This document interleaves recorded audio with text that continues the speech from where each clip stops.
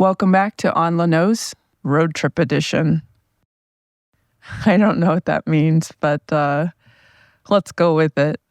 I am currently on a road trip. I'm in Needles, which is a city in the desert.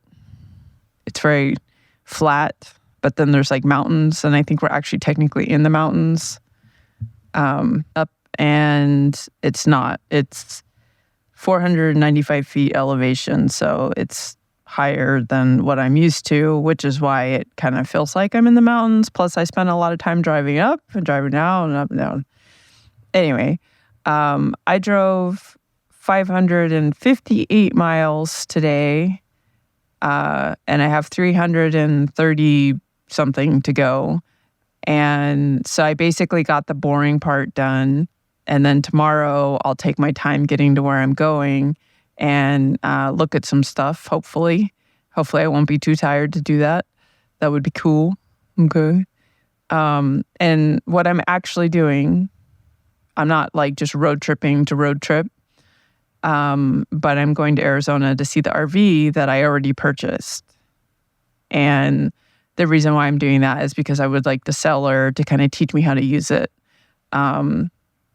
I know that I can figure it out on my own, but I would feel better receiving this huge honking thing that requires like being put on stands and leveled and has like a solar system and like batteries that need maintenance and a whole bunch of other things. I would just prefer if somebody showed me how. I will forget a bunch of it until I have to do it again, but then the familiarity will be there and I'll have like a reference point. I don't know, maybe it's weird that I bought it without seeing it, but then now I'm going to drive down to be shown how to use it. But I did the research. I got an inspection. I got like, information and a good price. So I felt confident about buying it. I just, don't feel confident about using it. And so this was like a good excuse for a road trip. And it's kind of a big deal that I'm doing this because I haven't felt well enough to do this in a very long time. I got sick in 2013 and I haven't felt well enough to do this since then.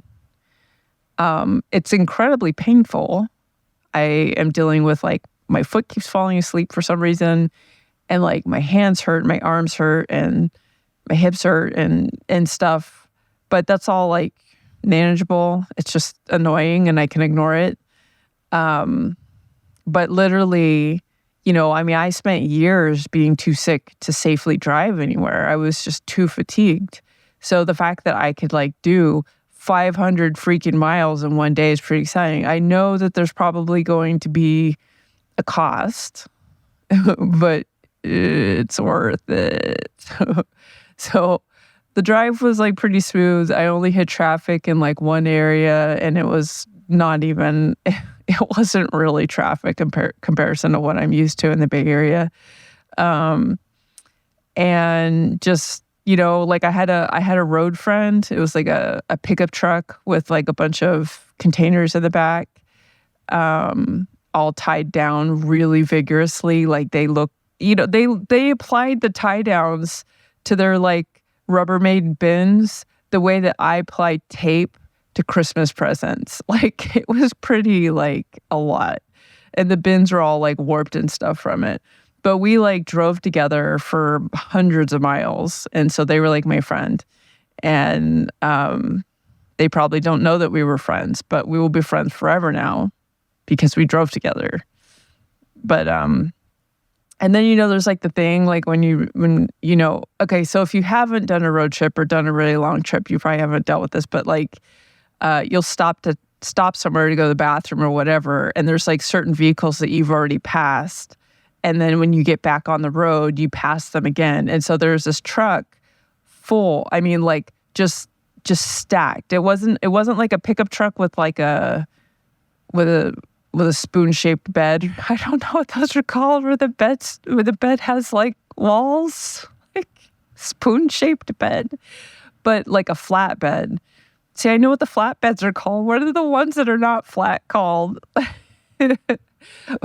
So it was covered in onions, just full, just stacked, like 8 feet tall with onions. And I kept ending up behind it where it was like passing other stuff. Like 4 times this happened because I kept stopping to like pee or whatever. And then I would catch back up to them and they were going the same route as me. Like this is from the 58 to the 15 to the 40 highways.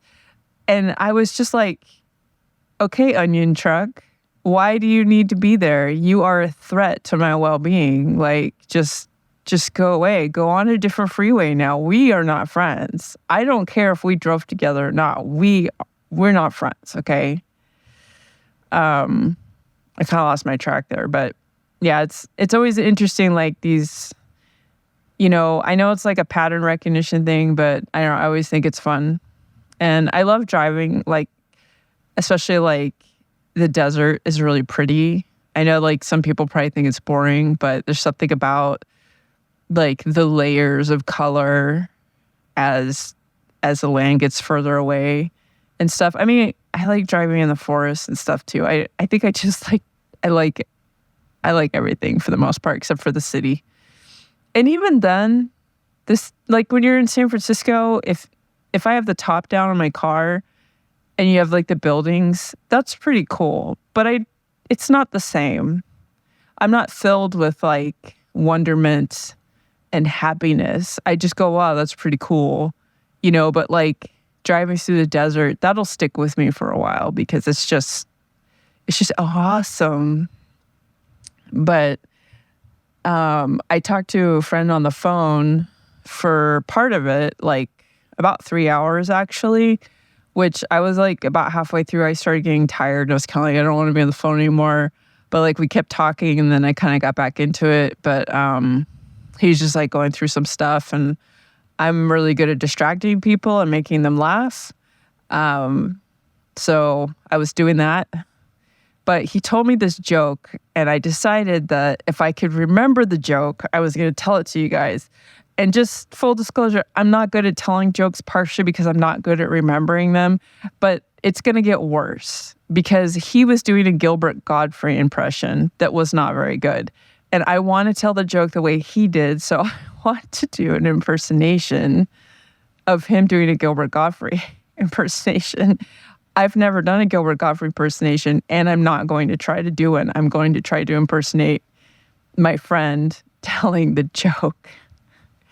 It's going to be bad, and I'm sorry. I'm just sorry. Okay. A man walks into the deli, and he sees a sign on the wall. The sign says, 2 sandwiches for $1.50. A hand job for $10. And he looks over at what's the person that works at a deli, like a deli station person. He looks over at the deli station person and he says, the sandwiches, are they really, $1.50 for 2? And the person responds, yes, they are. And the hand job, is that really like $10? And the sandwich person is like, yes, it is really $10. And I'm doing the ADHD thing where I want to like say other stuff. Because he said for some reason in the joke that the person working at the sandwich thing was like Joan Rivers. And I don't really understand why. And so I omitted that because like it's not funny to me that it's Joan Rivers. So anyway, and then he says, well, you wash your hands because I want a cheese sandwich. And that's it. And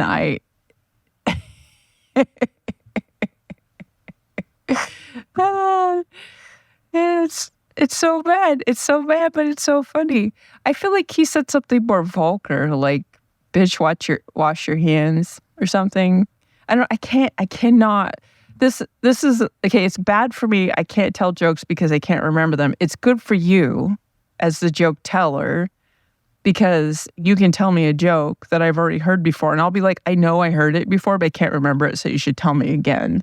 And then I still find it funny because I'm stupid. So, yeah, I'm very easily amused in that way. My screen went to sleep, so I cannot pause if I want to pause.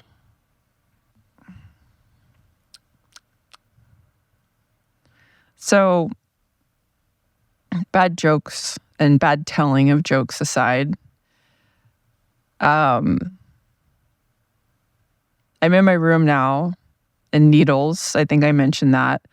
I am very allergic to the laundry soap that they use. It's very perfumey, and it is killing me. Like, I made the mistake of laying down, and so now my sinuses are all swollen. But I travel with like a sheet thing. It's like a pocket made out of sheet material, so you can sleep in it on top of like other stuff. So that should help a little bit.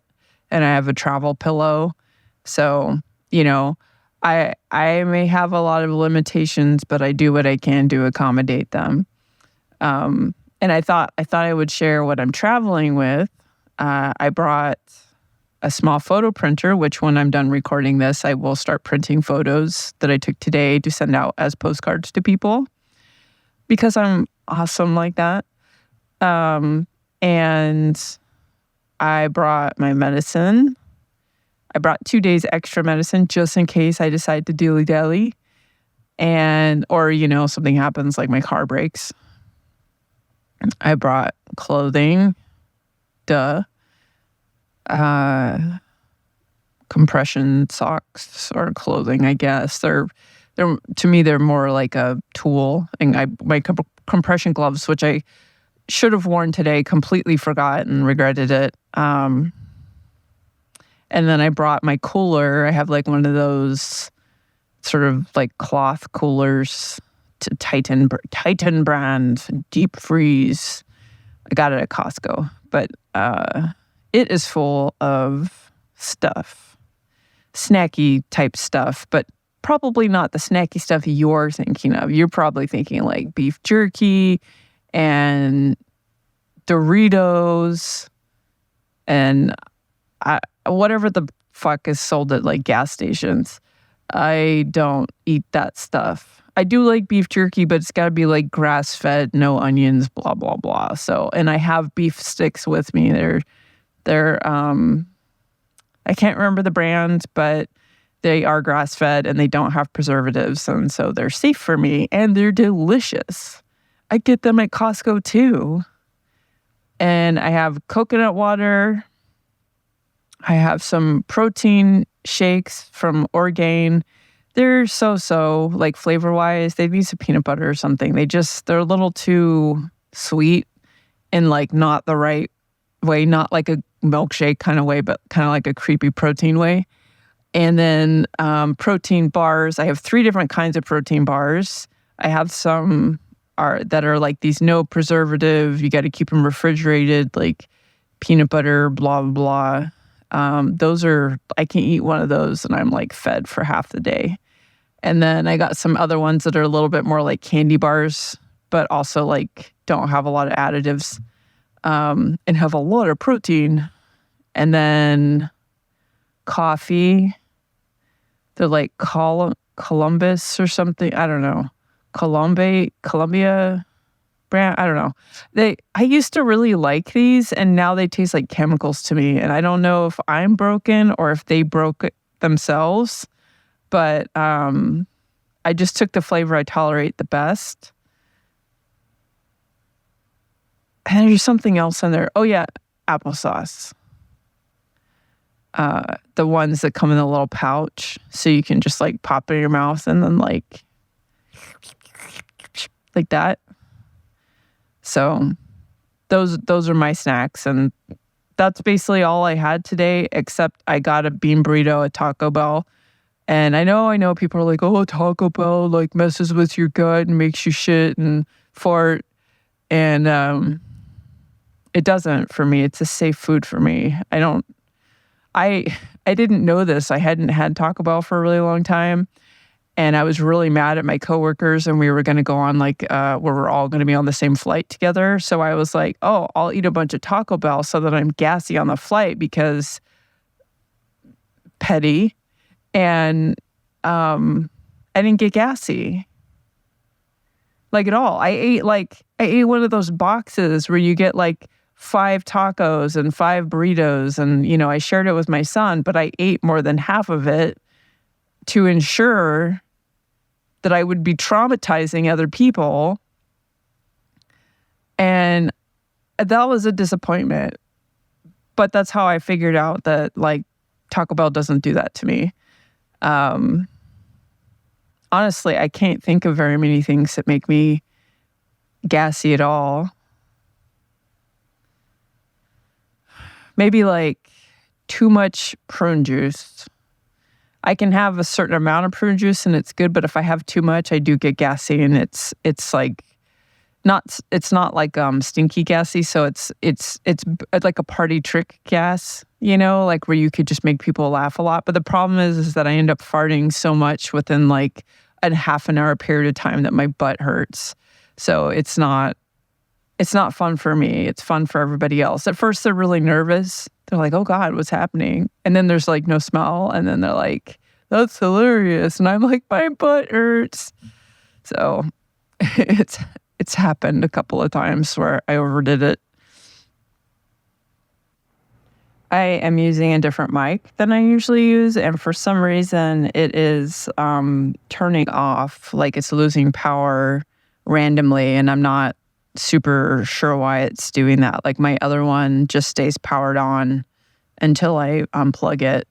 But this one, like I'll pause and it'll suddenly like turn off. So that's kind of weird.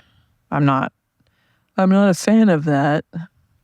It's inconvenient. Technology.